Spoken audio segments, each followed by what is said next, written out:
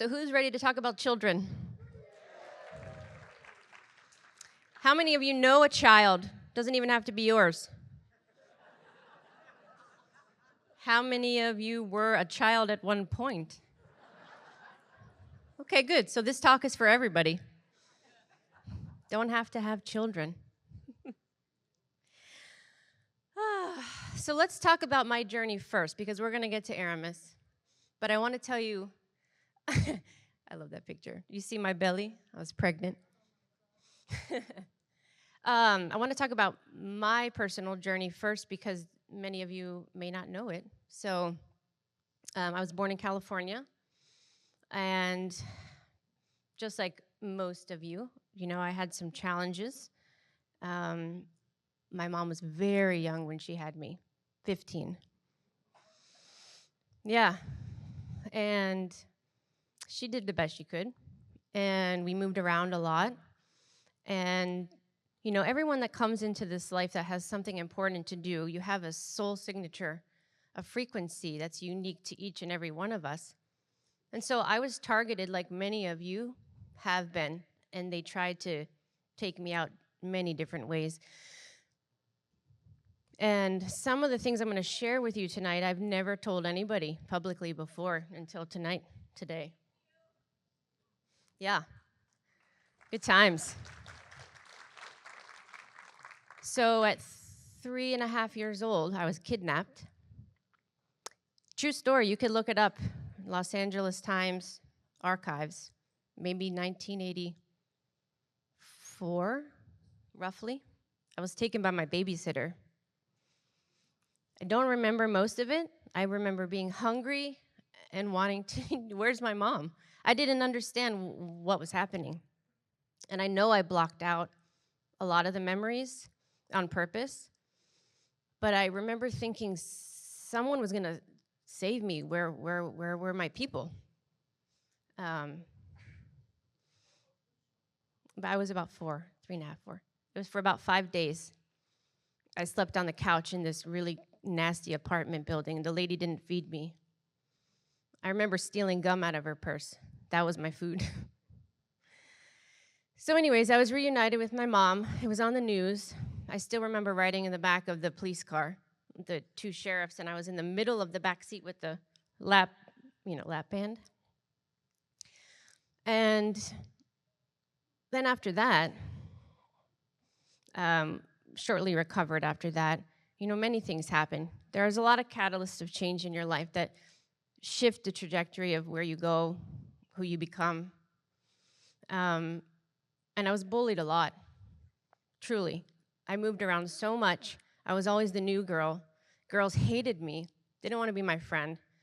Never understood why. What did I do? The boys liked me. That's because I was the new meat, somebody new. But the girls hated me. So I became friends with all the boys, always.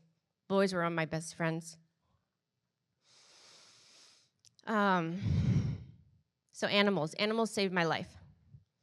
Because I was alone, I was an only child. My mom did the best she could, like I said. I turned to animals. They saved me. I was an only child. I didn't have friends, so I had my dog Chelsea, my cat Jazz. And I talked to them, and I learned to talk to animals. And they were my whole world. So I decided I was going to spend my life helping the animal kingdom. And I wanted to be a veterinarian. Very young age. I was always fascinated with animals and medicine. Since a young age. No reason why. My mom hated it. She was a lawyer. I'm proud of her because she was 15 when she had me. She worked really hard, and then she became a lawyer. All on her own as a single mom. Yeah.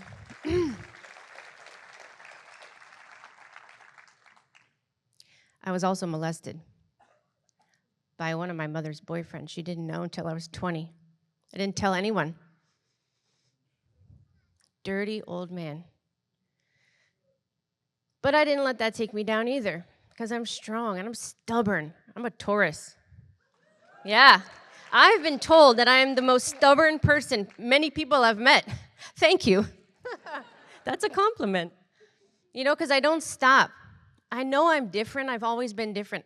You know, when you're a child and you're with other kids and you look around and you're like, you know, why am I not like that one? You know, why am I different? I hated school, didn't like my teachers, almost got kicked out of kindergarten, another true story. My teacher put a desk next to her desk and made me sit there for the whole year. Meanie. So anyways, I wanted to work with animals. Hated people. Now you can see, I'm trying to give you a picture here of why I hated people, because everywhere I turned, they hurt me, took me, abused me, and were mean. So where were the nice people? I didn't mean any. My grandmother, God bless her soul, she was the one. So I wanted to be a vet, but I wasn't that smart.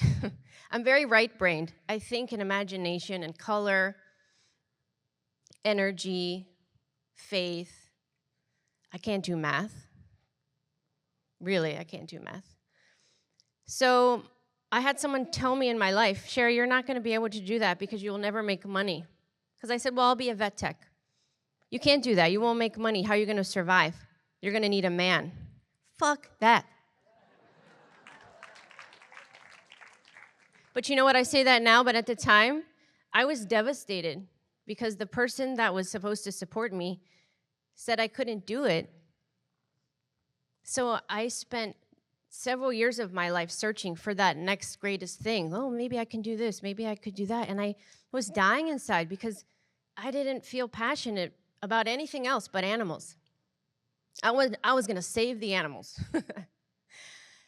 So you know what? I said, you know what? Fuck what she's telling me to do, and I'm going to do it anyways. And I don't care about money. I have never cared about money. True story. My whole life. Never, ever cared. Because I knew it was an illusion, and it was built on foundation of manipulation, power struggle, competition. And those are things that are not embedded in my essence. Those they're not in this energy. Never have been. So I proved everyone wrong, and I became the most amazing veterinary technician you've ever seen. I worked in ICU like you've never seen. I had 30 patients, ventilator patients, and the worst shape you've ever seen. That was me. I took care of them. Worked at the zoo for 10 years, worked on every animal you can imagine. But then Jordan came in. He's so cute. He came into my life when I was 23 years old and just changed everything. He cracked up that hard, crusted over heart that I had and changed the trajectory of my entire life. The animals helped, but then Jordan, he was the one. And then the other two came, and now here I am. I could spend another hour on my story, but my point is, regardless of what happens to you, who hurts you, who tells you you can't do anything, at the end of the day, you are in control of your life. You have the power to do anything that you want. And these were the ones that changed my life the most. So children, I love that picture. She said she's fixing the world, and I put a post, I said, you know, they may not do it the way that you would like, but how will you ever know if you don't let them try? That's where we're at right now. How do we know if we don't try something different? Children are important. They are the future. They are the exact replica of the divine blueprint. When they come into this matrix, things change. So I want to talk about how children are programmed. And I'm going to get honest with you guys today. So I hope you guys are ready, because not everything is good and pretty. So we're going to get into it. Children are programmed from the time they're in the womb. How's that? From their mother. The children feel everything in the womb. They are connected to the mother's traumas and everything that happens during the pregnancy. Everything is designed to suppress the little spirit inside that mother from the time of conception. Baby formula, for those that are not lucky enough to be able to breastfeed. Baby formula, you all know what's in it. Vaccines, I don't need to explain that one. The water and the food, sugar, I'm going to get into that a little bit more later. Air pollutants. The lines in the sky we see, you know. Electromagnetic frequencies, they're everywhere. We're all sitting within an abundance of frequency waves, messing with our heads, giving us headaches, making us feel tired and fatigued. What do you think it does to the children? All designed. Every single one of these things is designed because they know how incredible children are and how innocent and how vibrant and strong. And they will do everything they can from the second they're born to fuck with them. The music. Most of the music we listen to today isn't real music. It's not what the Lemurians used to play. It's not real instruments. It's not 432 hertz. It's 440 hertz or whatever disconcerted frequency that they do to mess with us. All messes with the children. Video games, television, movies, all programs. And then we come to the parents, family, teachers, and peers. We all been there. We've all been hurt by every single one of those.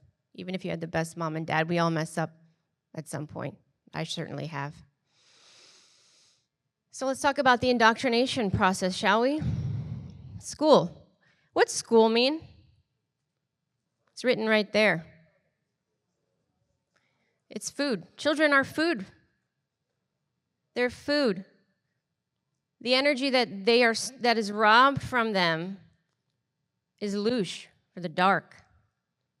It's no accident. There are spells in every single word in the language we speak. They die inside. The light that shines so bright when they're born, and then they walk into those buildings, the obedience, the loss of self and imagination is stripped from them. Follow the person in front of you. Listen when spoken to. The teacher knows best. I'm sorry, the teacher does not always know best. They lose who they are, their foundation, their true north in the school system. They're trying to tell us, everyone in this room, I'm sure, has had an experience in school where you were put to the side with your teacher, kindergarten, or told to behave. A note was sent home to mom and dad. Sherri wasn't listening again. She talks too much. Right? Yeah, that's the design. That's what they want. To suck the life out of them.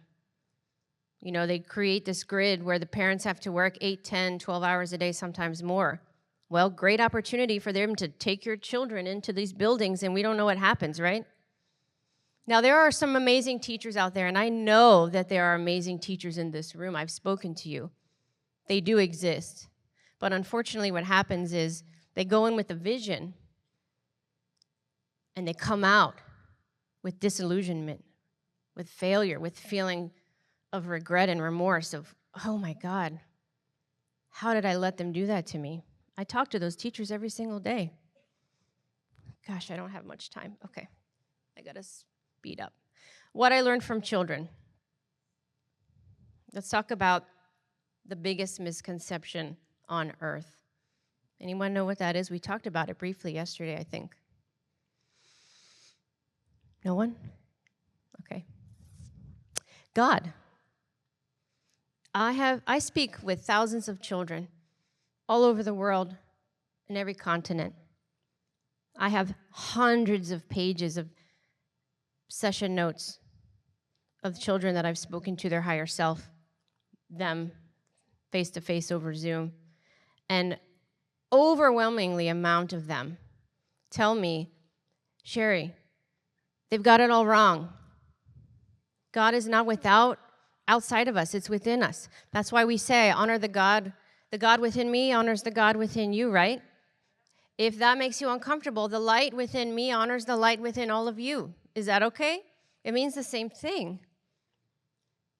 But they misled us in the wrong direction. I have a controversial topic right now. 144,000. Woo! This gets people really hot. I'm not going to get into the debate. I'm not going to tell you my opinion, but I will offer another suggestion of what it means. 72,000 genomes from mom and 72,000 genomes from dad equal 144,000, which is our divine blueprint. Now, perhaps each and every single human being on this planet that is actually of the light is all activating all at the same time, every single genome. So we are all 144,000. We are all activating, and we are all aligning with our higher purpose. Just a thought.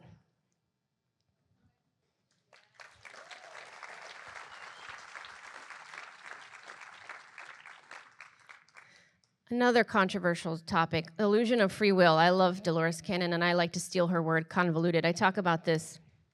We have the illusion of free will on this planet. We don't actually have free will. It's not true. It's a lie. Big lie. We are in a convoluted matrix of false narratives and false free will, because the ones that were in control of this planet and have been for quite some time give us choices within the confines of a matrix that was designed where we think we have free will, but we don't. Not we haven't, but we will again very soon.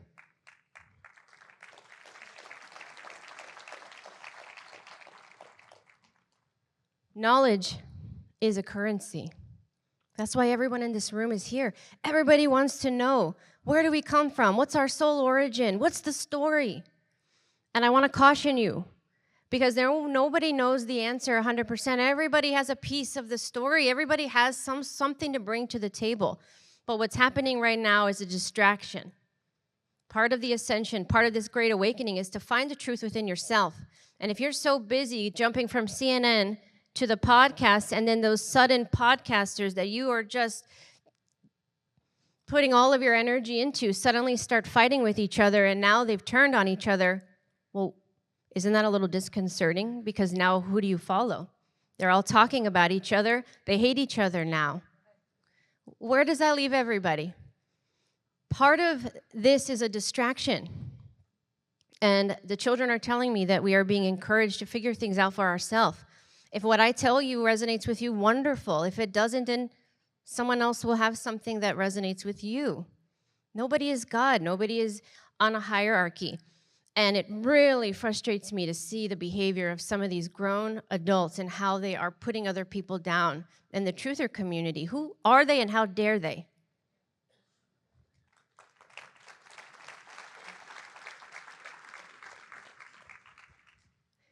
SIDS. Did you know? Everyone know what SIDS is? Sudden infant death syndrome. Did you know that the dark ones attack us at night when we are sleeping, and because children have the beautiful energy body, they're targeted, and all those deaths that were SIDS were the dark ones taking those children out?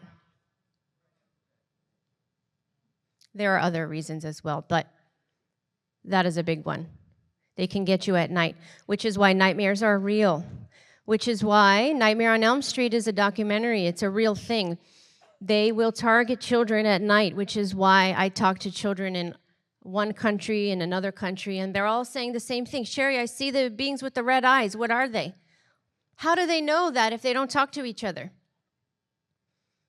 They're being targeted at night when we sleep. It's the easiest time to scare them through nightmares. I had a brilliant little boy once. We talked about how he wouldn't sleep in his room by himself, ever.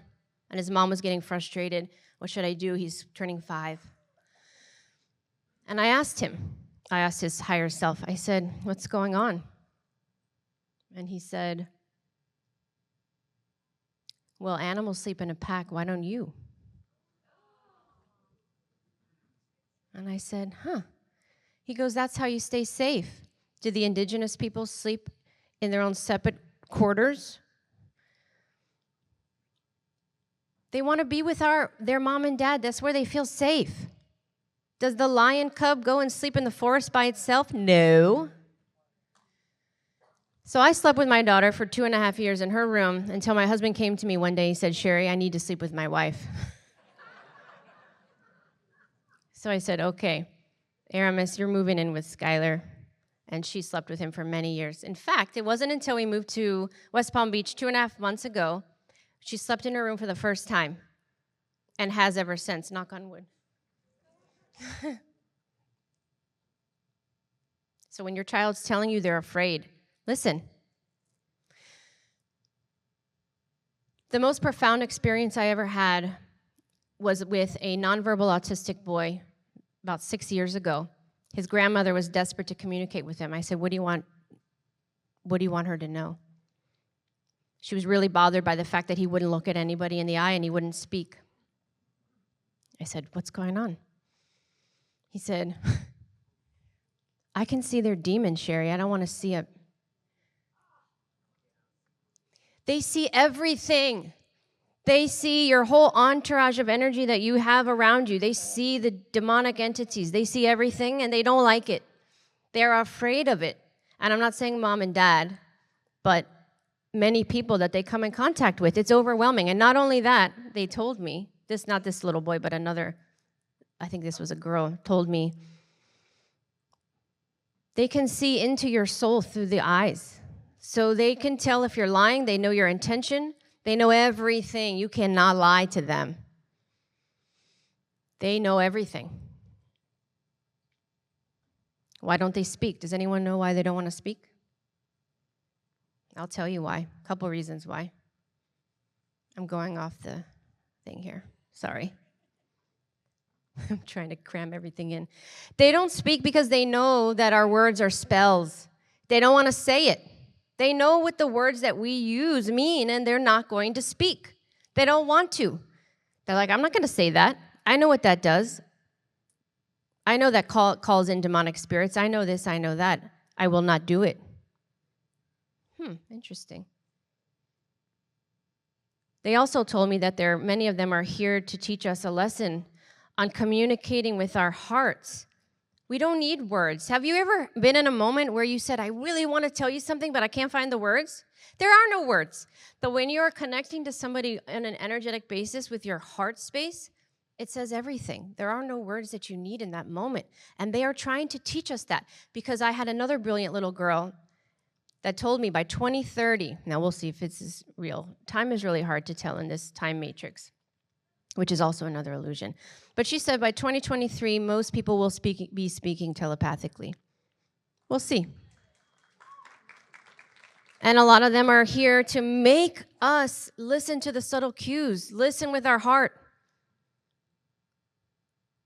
And most mothers that have a nonverbal child can tell me I understand everything. Imagine that. Sugar. I have been told this so many times, that sugar was brought here, cane sugar was brought here from another planet for the specific purpose to mess with our children's brain development, to make them addicted, to make them have behavioral issues, not be able to sleep. And look at us, we're giving it to the children every single day. And a candy bar is cheaper than an apple. There's a reason for that. We have to limit the sugar. I was told pre-pandemic that about 30% of the world population are non-player characters. They are soulless beings that have come here to mess with the matrix, to stir things up. I can only assume that that number has increased significantly since the COVID experience, let's just call it that. We have Antifa, BLM. They're all out there. You can see them. You can feel them. When you go up to one, they don't have a soul. They're just empty shells. And they're scary. And I see you. I know who you are. And the children do too. If your child says, Mommy, I'm afraid, I don't want to talk to that person, the last thing that you do is tell them do it anyways, because you're teaching them not to follow their gut. They should follow that gut. If there's something wrong, they should be taught to nurture it and trust in themselves. But if they're constantly being told all day long, no, don't do it that way, do it this way, they don't trust themselves. That's a problem. Again, this is a very small list, by the way. I could stand up here for 3 hours just telling you what I've learned from children. But I wanted to to talk about the most important ones right now. We know vaccines, the labels. Don't get me started. I'm going to talk about labels in a second. I have a whole slide for that. Another brilliant child, the first one ever told me this about 3 years ago. They said, Mom's like, why doesn't he want to go to school? He's 3 years old. He screams and cries and kicks, never even been in the building. I said, okay. I asked him, what's going on? He said, again, this is his higher self. He said to me, Sherri, there are energetic grids around the schools. They're scary. They disconnect us from our light. And I'm not going to go in there. And I was like, oh my God, for real? And then child after child after child told me until I had 20, 30 cases. And I said, wow, people need to know about this. They're not going into the school because they know it messes with them. It turns off their light so that they're more easily programmed. Everything in those schools are designed. There's a reason why they look like a prison. There's a reason why they have fluorescent lighting.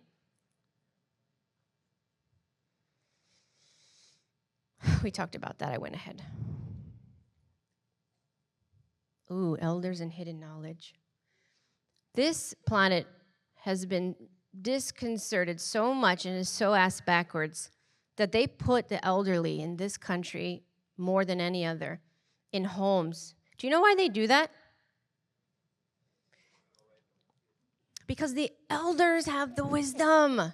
They know everything. They don't know everything, but they know so much.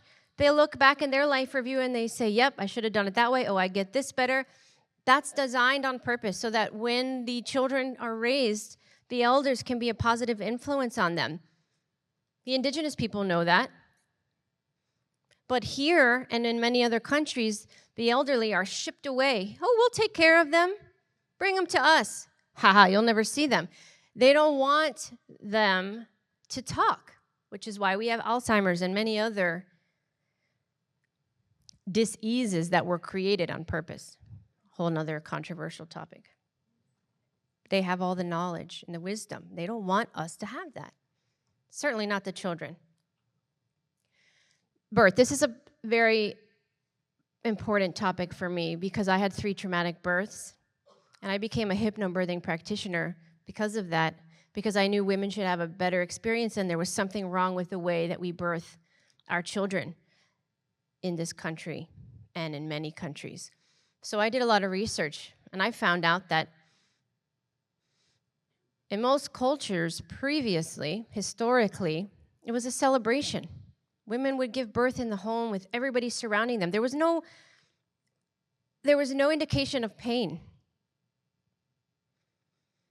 But when this society became more patriarchal and the divine feminine was whisked away on purpose, women were sent in seclusion to have babies. And suddenly the fear came. And most women who don't know any better, because gynecologists and obstetricians are not trained when you're in those appointments to tell you what to expect, to tell you what our bodies know what to do, exactly what to do and how to do it. You could lay there and the baby will come out most of the time. But we're not taught that. So we go in fight or flight. We got catecholamines racing through our body. Next thing you know, they purposely pump us with drugs. They don't want the babies to come in a peaceful environment. Get it? We have the highest rate of C-section in this country. How is that possible? This is America. But they want them to come out through here, not through the womb. They don't want the babies to go through the birth canal. It's a rite of passage. It's part of the birth process, and they don't want it. Another design to traumatize the baby and the mother and birth. Death. We do it all wrong. You don't embalm a body. You give it back to the earth as a gift. We celebrate when our families cross over. Thank you for everything you've done. I wish you well. You don't wear black. You wear colorful clothes. You celebrate. You have music. We do it all wrong. And the children said, that's going to stop too. So many deceptions, so many lies.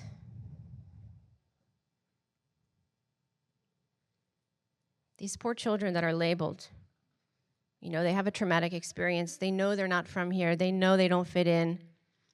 They're depressed. They have anxiety and all the other labels that are bullshit. and they disassociate, and they get put on drugs, and they walk around like shells of themselves. They're not there anymore. And that's done again by design. We'll get more into that in a minute. Ooh, multiple personality disorder, bipolar schizophrenia. Do you know, through my adult sessions, I found this out for many doctors, people in previous lives when they were doctors, physicians in the psych wards, they knew exactly what was going on. These people were communicating with other versions of themselves in parallel realities. They were communicating with ancestors. They're not crazy.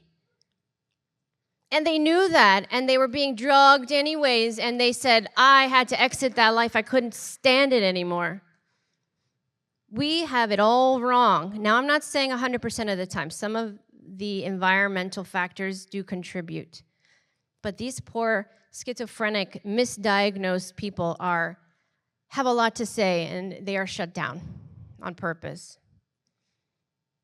Another third density issue, I'll call it, that we have here is the misconception of ego. We need the ego, by the way. It's important. It's really important, but we have to have it in check. We call it the shadow side. Every single one of you has the ability to go to the dark and go to the light. We all have a shadow side. I don't care who you are. We all have the ability to make choices. And if you make choices from the ego through competition, you know, the ways we're programmed in schools to compete with everybody, and, you know, you're going to fight to get into the same university. They're going to take your spot. They're going to take your spot on that soccer team. They're better than you. They have a better test score than you. Everyone's competing and fighting. We're all living in egocentric mentality. So the shadow side grows. And what happens when your shadow side grows? Your empathy decreases. That's why we have so many people walking around, and they have the big houses and the big cars, all the clothes. They look really pretty. But they have no empathy. They don't care about anybody else but themselves. I'm sorry, I'd rather live in my small house with my family and not have any of that.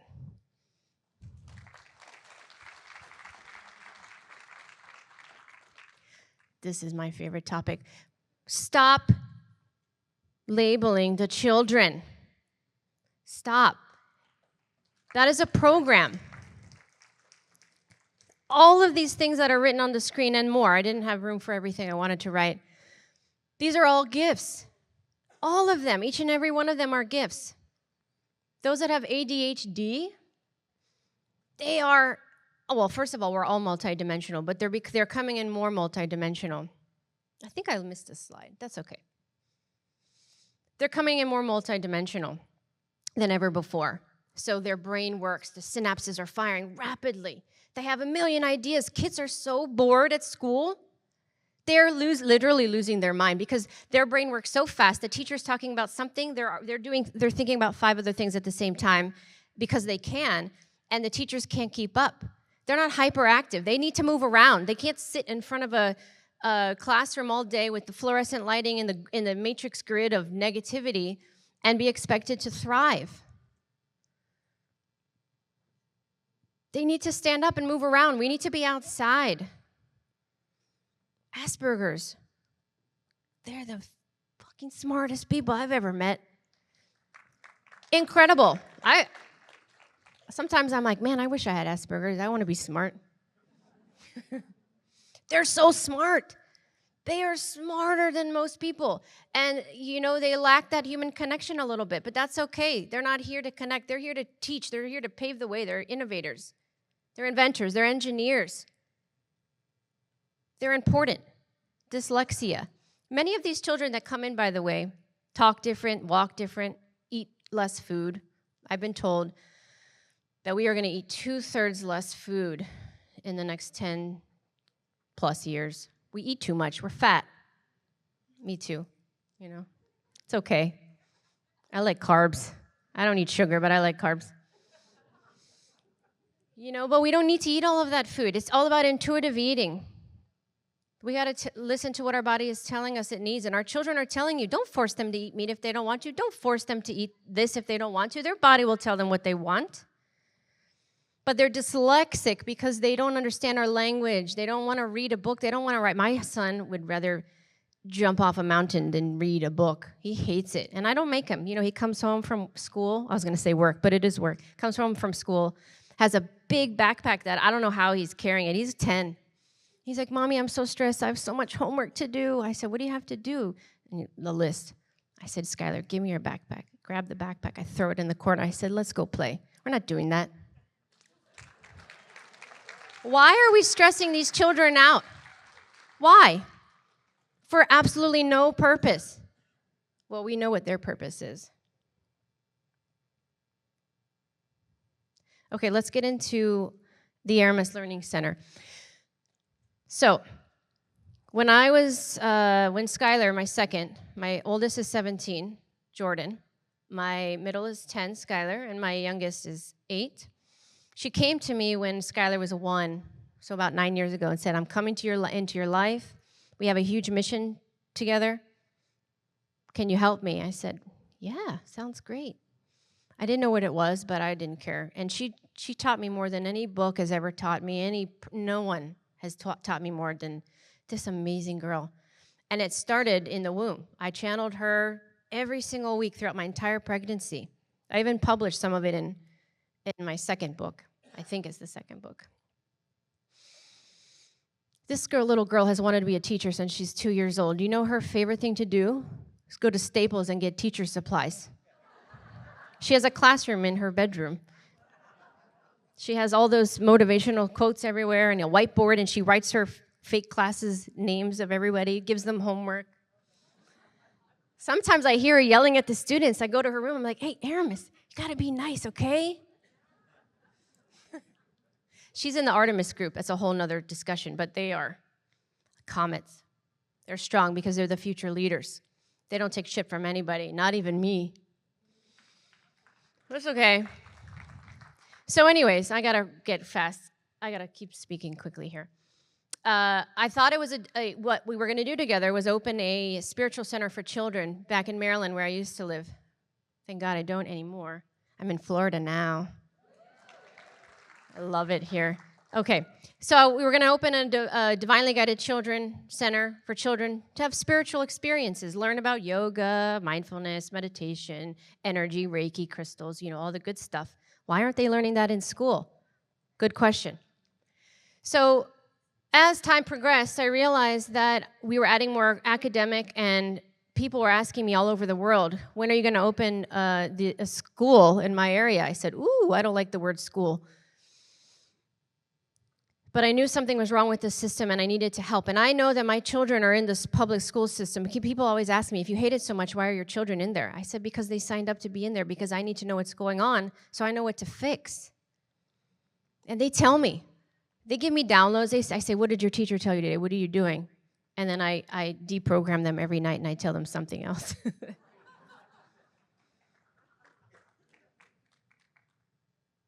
Another profound moment I had in my life was when I was trying to teach my husband about universities and how I saw in the future through my sessions that they would be obsolete and we would be going into trade schools and all. And I told him for years.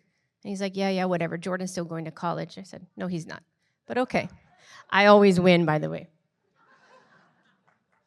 And he said to me one day, I don't know where it came from, he said, Sherri, I've been thinking about it, and you always talk about changing the education system, or that the education system needs to be changed. And I said, yeah. And he goes, well, I just didn't know that you were going to be the one to do it. And, in that moment, that was profound. And I'm not special like that. I'm not saying I'm doing it alone. But I didn't realize it till he said it, what I was doing, actually. And I was partnering with people all over the world.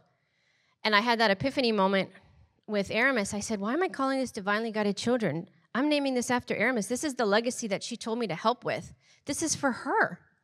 This is what she wants. So it's a holistic and alternative approach to learning.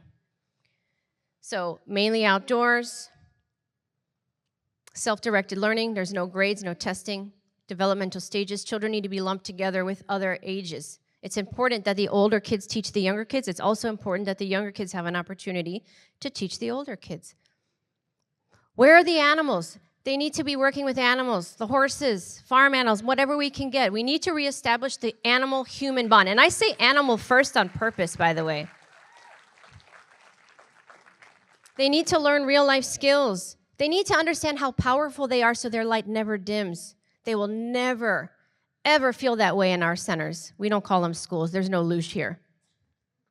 They're filled with mentors and ambassadors, no teachers. We don't use the word teacher. Now, right now, we've been online for 2 years, and we have about 30 teachers. We teach anything you can possibly imagine that's more of a holistic and organic approach. We do math, but we call it mindfulness math. We do science, but it's spiritual science and many other components. We make it fun for the children. Otherwise, why would they want to learn these things?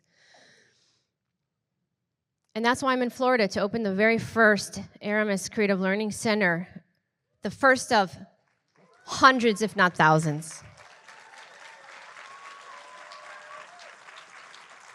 No hierarchies.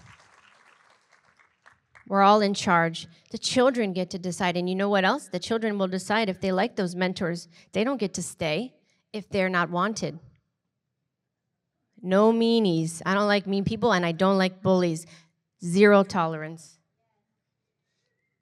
So I started the Aramis Collective around the same time. I used those stars as 3 comets of light to show that the abundance of amazing, spiritually gifted children that are coming into this planet to help us. They're here. They're the future leaders of the world. And I know I skipped a slide because they have certain characteristics. The crystal children are here to open up our hearts in the love vibration, the most powerful emotion, the most powerful energy. They are here to remind us about love again. They are the sweetest, most compassionate, loving, kind human beings you'll ever meet, and that's my son, Jordan. He is glowing with love.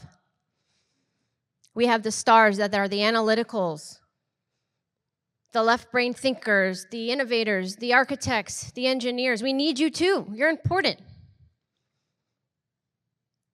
We have the rainbows. They're a collection of different energies, and they're strong and stubborn. You know, they're here to kick us in our butt and make us realize we're doing it wrong, so we switch our trajectory and think like them. The Aramis Collective has a trinity of the Aramis Creative Learning Centers. We also have Sky Universal, named after my son, Skylar, and this is going to be a virtual platform, VR platform, a safe one. I want to use the word safe. It's very important to me, and it's my #1 priority. And we just built our first world, and I will be announcing the rest very soon.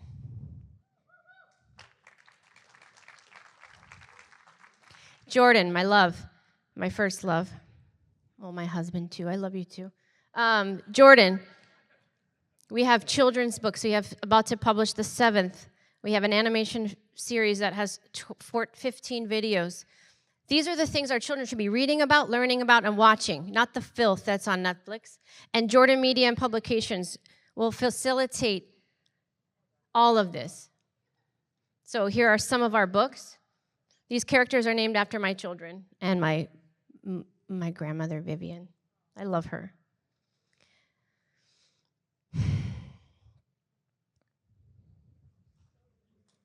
This is the first of many to come, and I encourage anybody that's interested in helping us out to come find me, because this takes a village. The children are important and they're needed. It doesn't matter if you have children. I said, you're a child at once too, right? You care about the future of this planet. Let's get on board together. Let's collaborate. Let's unify. Let's work together, because the children need our help, because we are the adults, right? For right now, anyways. Let's set the stage for them. All right, I want to finish with this. There's so much more I want to say, guys. It's okay. Next time. Love trumps hate. When Trump came into office years ago, there was a program, you all know it, Orange Man, scary, mean, bad guy, right? We all knew it. You all saw it. And I kept getting the message, love trumps hate. And I thought it was about him, but it was so much more that I didn't realize until years later what that actually means. And it means that we all are love. And if we love each other and we stop fighting and we stop separating ourselves with race and gender and money and all this other bullshit, and we just come together as one, Love will always trump hate no matter what.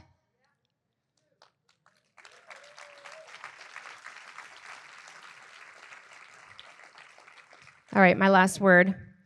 I just want to dedicate this speech, talk, whatever you want to call it today, to my dearest Aramis. This is for you, and I hope that I make you proud. Love you. Thank you, everybody.